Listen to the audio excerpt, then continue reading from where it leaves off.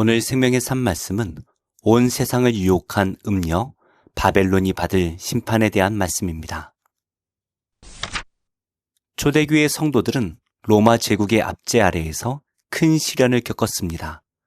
황제 숭배를 강요받고 신상 앞에 절하기를 거부하면 박해를 당했습니다. 이러한 상황에서 요한계시록은 성도들에게 큰 위로와 희망의 메시지를 전합니다. 특히 오늘의 말씀은 겉으로 견고해 보이는 로마 제국의 실체를 드러내며 하나님의 주권과 최종적인 승리를 보여줍니다. 이 말씀을 통해 우리는 당시 성도들의 고난과 그들을 향한 하나님의 계획을 더 깊이 이해할 수 있습니다. 오늘 말씀을 묵상하며 우리의 삶 속에서도 하나님의 신실하심을 발견하고 믿음을 굳건히 할 수 있기를 바랍니다. 또 7 대접을 가진 7 천사 중 하나가 와서 내게 말하여 이르되 이리로 오라. 많은 물 위에 앉은 큰 음녀가 받을 심판을 내게 보이리라. 땅의 임금들도 그와 더불어 음행하였고 땅에 사는 자들도 그 음행의 포도주에 취하였다. 곧 성령으로 나를 데리고 광야로 가니라. 내가 보니 여자가 붉은빛 짐승을 탔는데 그 짐승의 몸에 하나님을 모독하는 이름들이 가득하고 7 머리와 10 뿔이 있으며 그 여자는 자줏빛과 붉은빛 옷을 입고 금과 보석과 진주로 꾸미고 손에 금잔을 가졌는데 가증한 물건과 그의 음행에 더러운 것들이 가득하더라.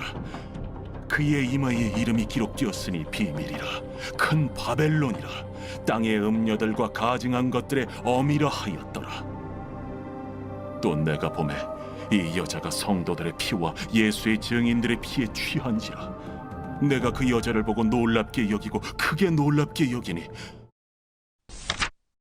오늘 첫 번째 말씀은 1절과 2절 제국의 본질에 대한 말씀입니다. 7 대접을 가진 7 천사 중 하나, 곧 심판을 실행하는 천사가 요한에게 와서 말합니다. 로마는 원래 도시 이름이지만 사람들은 그 자체를 신격화하여 여신으로 만들었습니다. 그래서 많은 물 위에 앉은 큰 음녀라는 말은 지중해를 내해로 사용하던 로마를 의미하며 하나님의 심판을 받을 수밖에 없는 더러운 존재임을 뜻합니다. 천사는 땅의 임금들, 즉 로마 제국에 속해 있던 여러 속주의 통치자들이 모두 음행했고 그들의 통치를 받는 사람들도 음행에 취했다고 고발합니다. 음행이란 곧 황제 숭배와 음란한 종교 의식을 의미합니다. 로마의 각 속주들은 황제에게 아부하고 중앙 정부로부터 더 많은 지원금을 얻어내기 위해 경쟁적으로 황제 숭배를 시행했습니다. 그 때문에 우상 숭배를 거부한 그리스도인들은 많은 박해를 당했습니다. 영적 간음을 비롯한 모든 악행은 하나님의 심판을 당할 것입니다. 첫 번째 질문입니다. 영적 간음에서 벗어나기 위해 매력적인 유혹을 어떻게 대응하고 있나요?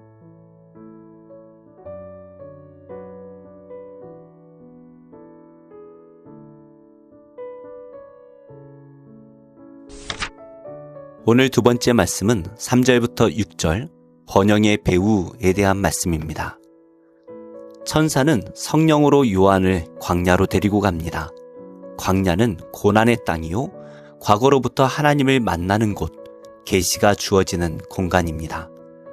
거기서 요한은 교회가 겪는 고난의 의미를 파악하고 고난의 근원인 로마의 본질을 보았습니다.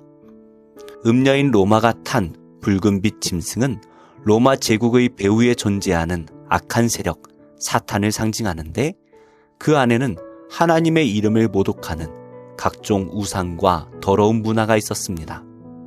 또한 음녀 로마는 자줏빛과 붉은빛 옷을 입고 금, 보석, 진주로 꾸몄는데 이는 부유하고 아름다웠던 그 도시를 표현합니다.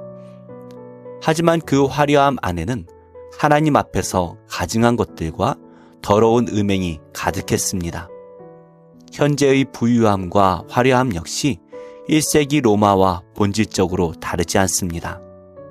우리는 세상의 악한 문화에 녹아들지 않도록 경계를 늦추지 말아야 합니다. 5절은 비밀한 이름이 기록되었으니 큰 바벨론이라는 번역도 가능합니다. 당시 통상적으로 로마는 바벨론에 비유되었습니다. 로마는 땅의 음녀와 가증한 것들의 어미, 즉 근원이었습니다. 요한은 음녀 로마가 교회를 박해하여 성도들의 피와 예수님의 증인들의 피에 취한 모습을 보고 큰 두려움을 느꼈습니다. 우리는 초대교회와 같은 박해를 경험하고 있진 않지만 지금도 돈과 권력이라는 우상은 온 세상에 가득 차 있고 세상은 우리에게 그것을 추종하라고 강요합니다. 만약 우리가 이런 음란한 문화와 세상의 우상들을 거부한다면 필연적으로 그 안에서 영적 전투와 그로 인한 박해와 갈등이 나타날 것입니다. 그러나 주님께서 우리와 함께 하시니 우리는 두려워할 필요가 없습니다. 두 번째 질문입니다. 세상의 문화를 거절함으로 겪었던 박해나 갈등이 있었다면 어떻게 극복하셨나요?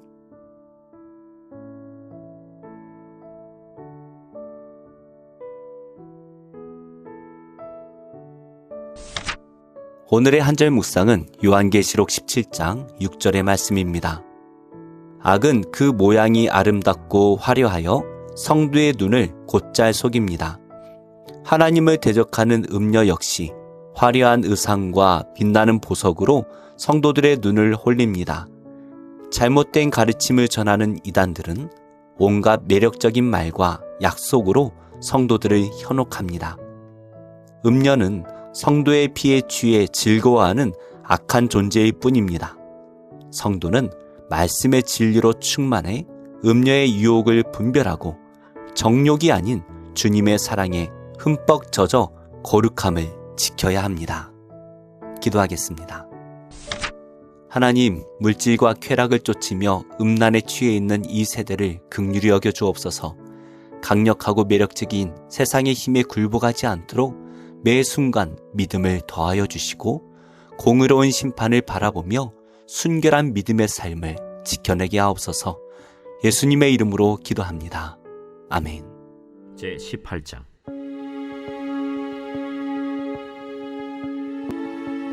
여호사밧이 부귀와 영광을 크게 떨쳤고 아합 가문과 혼인함으로 인척관계를 맺었더라. 2년 후에 그가 사마리아의 아합에게 내려갔더니 아합이 그와 시종을 위하여 양과 소를 많이 잡고 함께 가서 길르앗 라못 치기를 권하였더라. 이스라엘 왕 아합이 유다 왕 여호사밧에게 이르되 당신이 나와 함께 길르앗 라못으로 가시겠느냐? 나는 당신과 다름이 없고 내 백성은 당신의 백성과 다름이 없으니 당신과 함께 싸우리이다. 청하건대 먼저 여호와의 말씀이 어떠하신지 오늘 물어보소서. 이스라엘 왕이 이에 선지자 400명을 모으고 그들에게 이르되 우리가 길르앗 라못에 가서 싸우랴 말랴? 올라가소서. 하나님이 그 성읍을 왕의 손에 붙이시리이다. 이 외에 우리가 물을 만한 여호와의 선지자가 여기 있지 아니하니이까? 아직도 이물라의 아들 미가야 한 사람이 있으니 그로 말미암아 여호와께 물을 수 있으나 그는 내게 대하여 좋은 일로는 예언하지 아니하고 항상 나쁜 일로만 예언하기로 내가 그를 미워하나이다.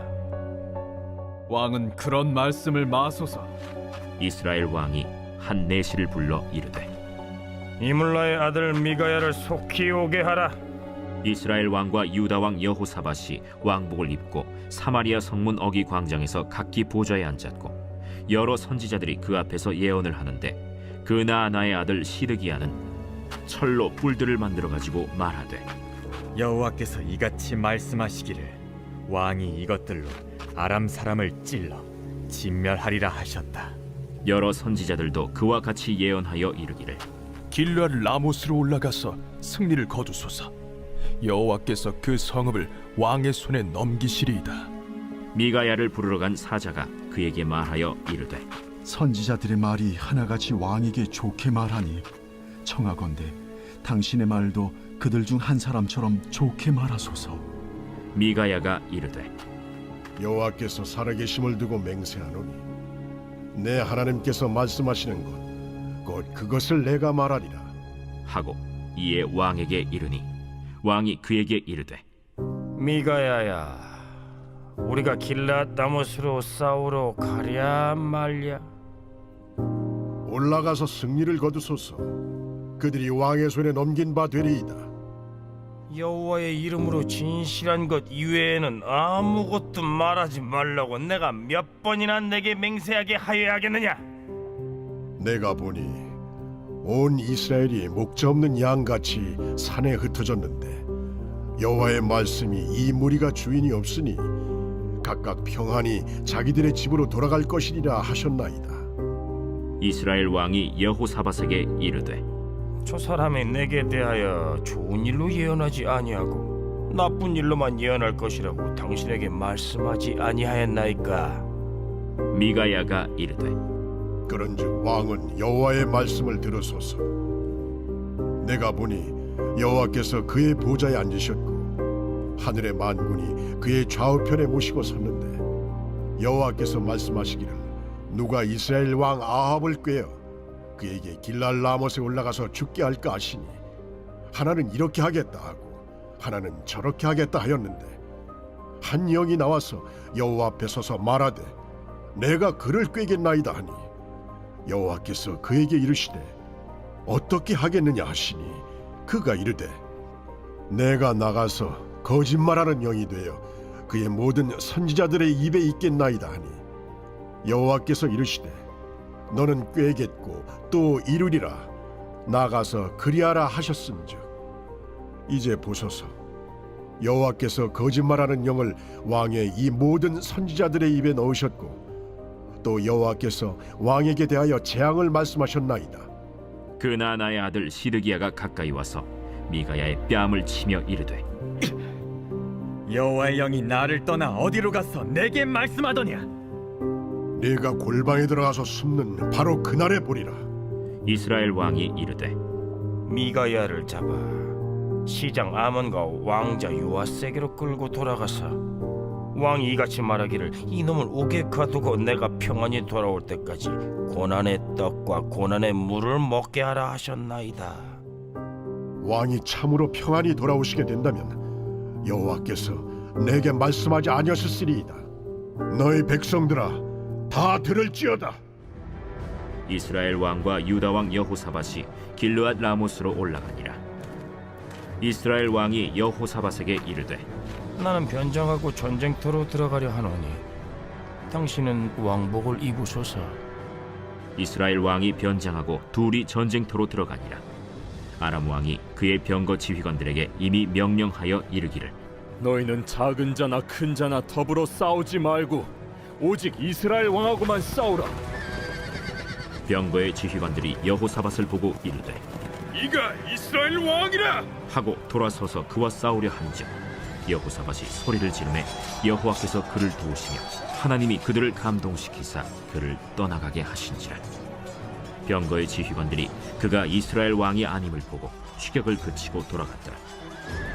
한 사람이 무심코 활을 당겨 이스라엘 왕의 갑옷 솔기를 쏜지라. 왕이 그의 병거 모는 자에게 이르되 내가 부상하였으니 내 손을 돌려 나를 진중에서 나가게 하라 하였으나 이날의 전쟁이 맹렬하였으므로 이스라엘 왕이 병거에서 겨우 지탱하며 저녁 때까지 아람 사람을 막다가 해가 질 즈음에 죽었더라.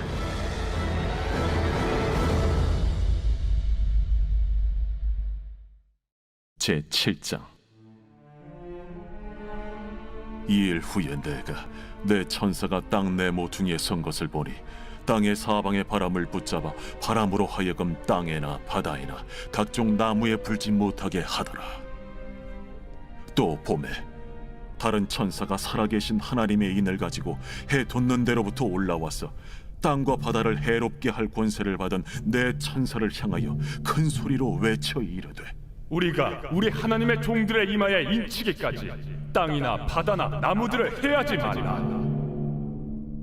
내가 인침을 받은 자의 수를 들으니 이스라엘 자손의 각 지파 중에서 인침을 받은 자들이 14만 4천이니 유다 지파 중에 인침을 받은 자가 1만 2천이요 루벤 지파 중에 1만 2천이요 갓 지파 중에 1만 2천이요 아셀 지파 중에 1만 2천이요 납달리 지파 중에 1만 2천이요 므낫세 지파 중에 1만 2천이요 시므온 지파 중에 1만 2천이요 레위 지파 중에 1만 2천이요 이사갈 지파 중에 1만 2천이요 스불론 지파 중에 1만 2천이요 요셉 지파 중에 1만 2천이요 베냐민 지파 중에 인침을 받은 자가 1만 2천이라. 이 일 후에 내가 보니 각 나라와 족속과 백성과 방언에서 아무도 능히 셀 수 없는 큰 무리가 나와 흰 옷을 입고 손에 종려가지를 들고 보좌 앞과 어린 양 앞에 서서 큰 소리로 외쳐 이르되 구원하시니 보좌에 앉으신 우리 하나님과 어린 양에게 있도다. 모든 천사가 보좌와 장로들과 내 생물의 주위에 서 있다가 보좌 앞에 엎드려 얼굴을 대고 하나님께 경배하여 아멘.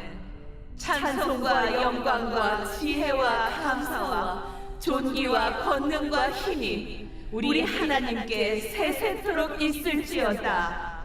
아멘. 장로 중 하나가 응답하여 나에게 이르되 이 흰 옷 입은 자들이 누구며 또 어디서 왔느냐? 내가 말하기를 내 주여 당신이 아시나이다 하니 그가 나에게 이르되 이는 큰 환난에서 나오는 자들인데 어린 양의 피에 그 옷을 씻어 희게 하였느니라. 그러므로 그들이 하나님의 보좌 앞에 있고 또 그의 성전에서 밤낮 하나님을 섬기매 보좌에 앉으신 이가 그들 위에 장막을 치시리니 그들이 다시는 줄이지도 아니하며 목마르지도 아니하고 해나 아무 뜨거운 기운에 상하지도 아니하리니 이는 보좌 가운데에 계신 어린 양이 그들의 목자가 되사 생명수 샘으로 인도하시고 하나님께서 그들의 눈에서 모든 눈물을 씻어 주실 것임이라. 제3장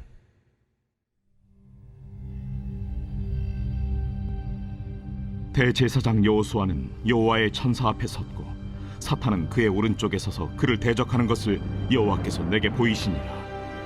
여호와께서 사탄에게 이르시되 사탄아, 여호와께서 너를 책망하노라. 예루살렘을 택한 여호와께서 너를 책망하노라. 이는 불에서 꺼낸 그슬린 나무가 아니냐 하실 때 여호수아가 더러운 옷을 입고 천사 앞에 서 있는지라. 여호와께서 자기 앞에 선 자들에게 명령하사 그 더러운 옷을 벗기라 하시고 또 여호수아에게 이르시되 내가 네 죄악을 제거하여 버렸으니 내게 아름다운 옷을 입히리라 하시기로 내가 말하되 정결한 관을 그의 머리에 씌우소서 하매 곧 정결한 관을 그 머리에 씌우며 옷을 입히고 여호와의 천사는 곁에 섰더라. 여호와의 천사가 여호수아에게 증언하여 이르되 만군의 여호와의 말씀에 내가 만일 내 도를 행하며 내 규례를 지키면 내가 내 집을 다스릴 것이요 내 뜰을 지킬 것이며 내가 또 너로 여기 섰는 자들 가운데 왕래하게 하리라. 대제사장 여호수아야, 너와 내 앞에 앉은 내 동료들은 내 말을 들을 것이니라. 이들은 예표의 사람들이라. 내가 내 종 싹을 나게 하리라. 만군의 여호와가 말하노라. 내가 너 여호수아 앞에 세운 돌을 보라. 한 돌에 7 눈이 있느니라. 내가 거기에 새길 것을 새기며 이 땅의 죄악을 하루에 제거하리라. 만군의 여호와가 말하노라. 그날에 너희가 각각 포도나무와 무화과 나무 아래로 서로 초대하리라 하셨느니라.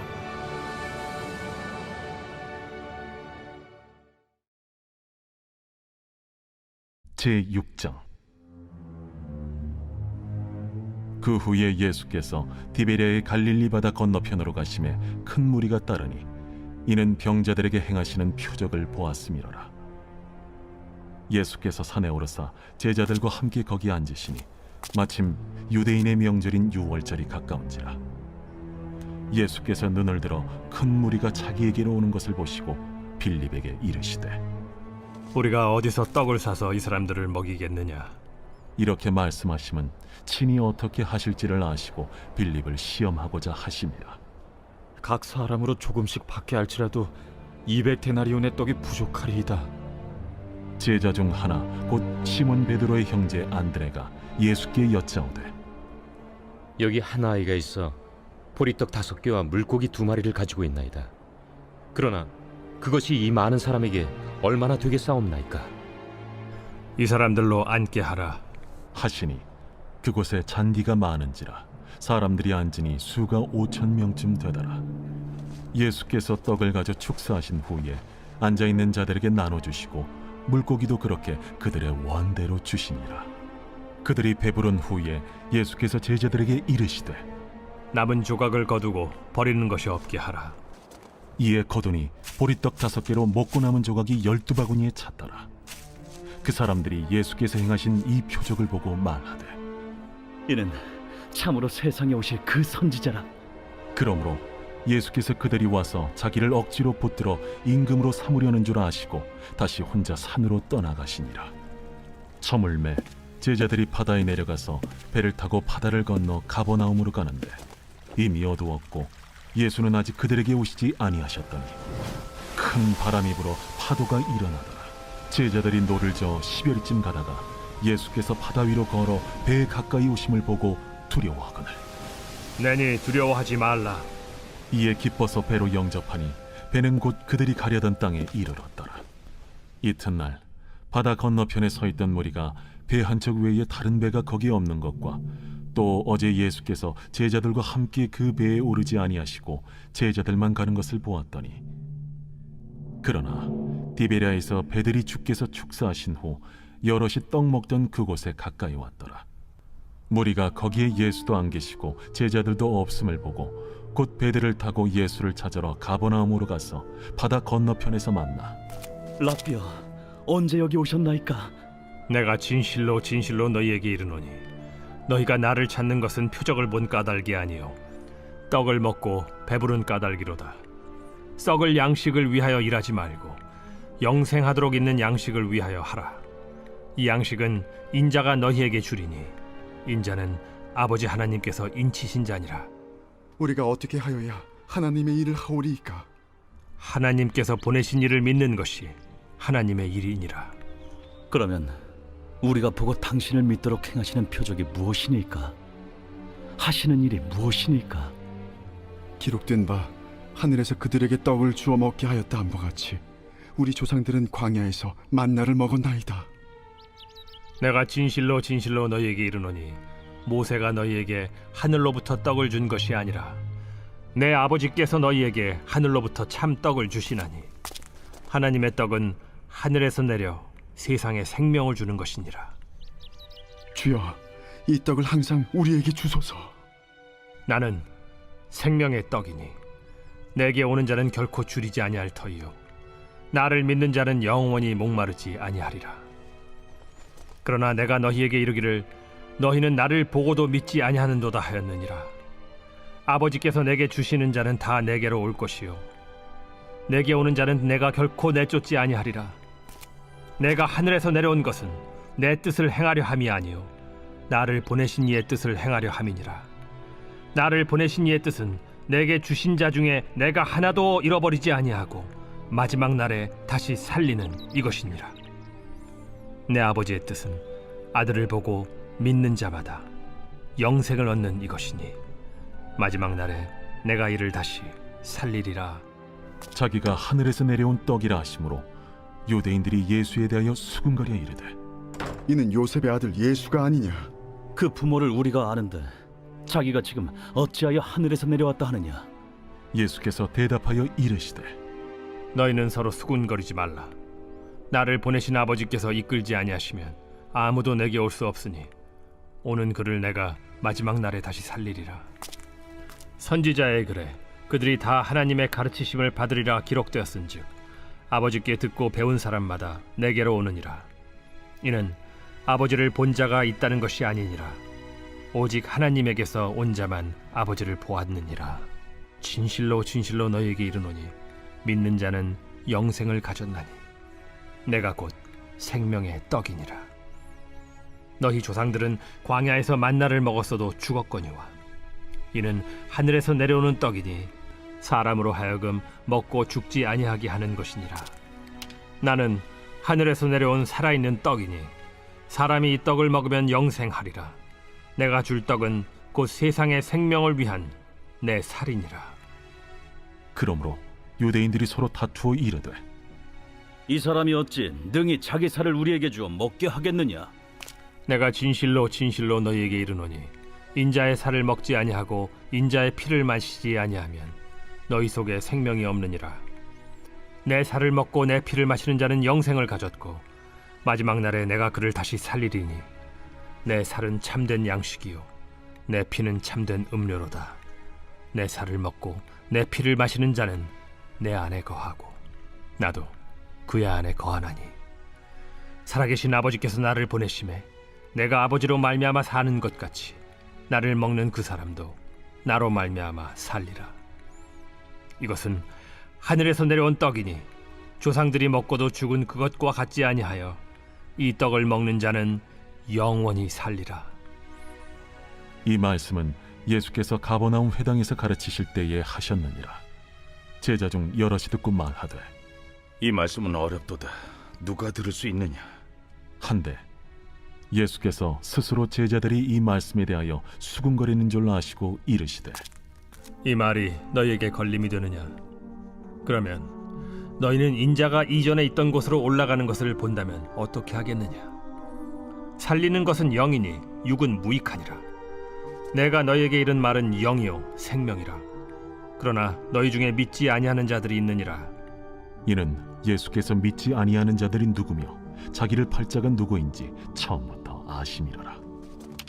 그러므로 전에 너희에게 말하기를 내 아버지께서 오게 하여 주지 아니하시면 누구든지 내게 올 수 없다 하였노라. 그때부터 그의 제자 중에서 많은 사람이 떠나가고 다시 그와 함께 다니지 아니하더라. 예수께서 12 제자에게 이르시되 너희도 가려느냐? 시몬 베드로가 대답하되 주여, 영생의 말씀이 주께 있사오니 우리가 누구에게로 가오리이까? 우리가 주는 하나님의 거룩하신 자이신 줄 믿고 알았사옵나이다. 내가 너희 12를 택하지 아니하였느냐? 그러나 너희 중에 한 사람은 마귀니라. 이 말씀은 가룟 시몬의 아들 유다를 가리키심이라. 그는 12 중에 하나로 예수를 팔 자로라.